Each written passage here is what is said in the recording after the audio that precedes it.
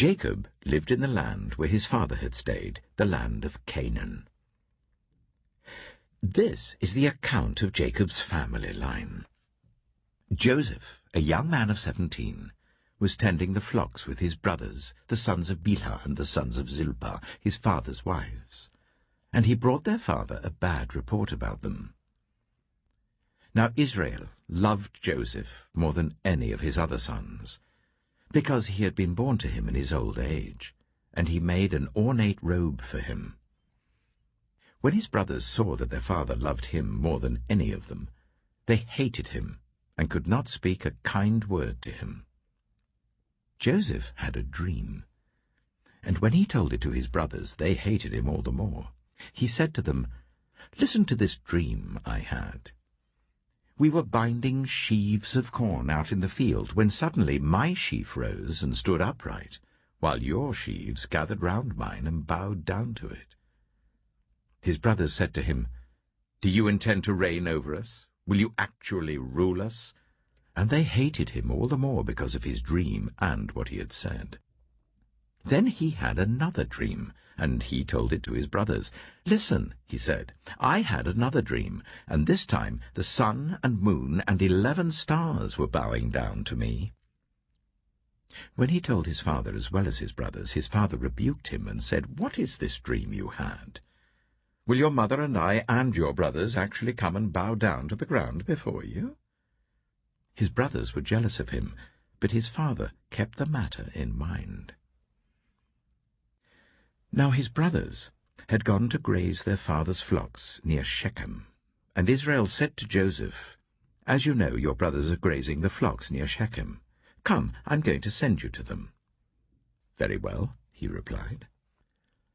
So he said to him, "Go and see if all is well with your brothers and with the flocks, and bring word back to me." Then he sent him off from the valley of Hebron. When Joseph arrived at Shechem, a man found him wandering around in the fields and asked him, "What are you looking for?" He replied, "I'm looking for my brothers. Can you tell me where they are grazing their flocks?"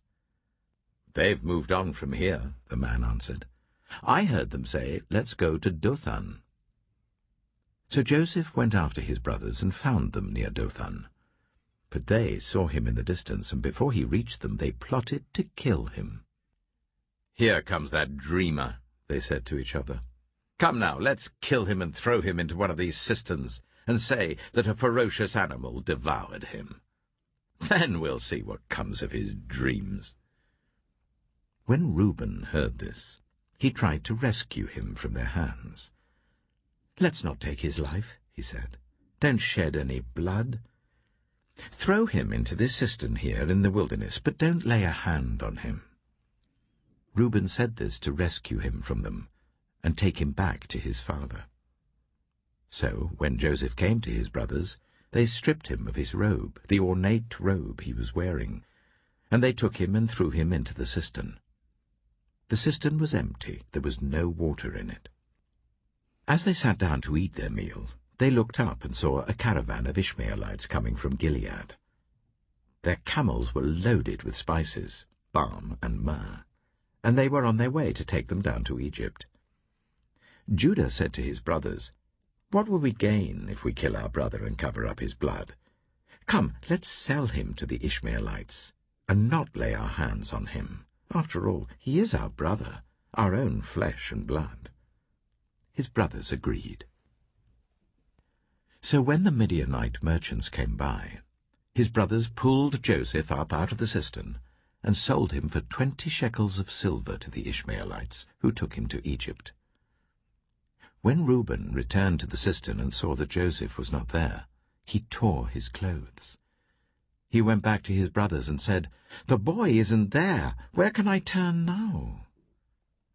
Then they got Joseph's robe, slaughtered a goat and dipped the robe in the blood. They took the ornate robe back to their father and said, "We found this.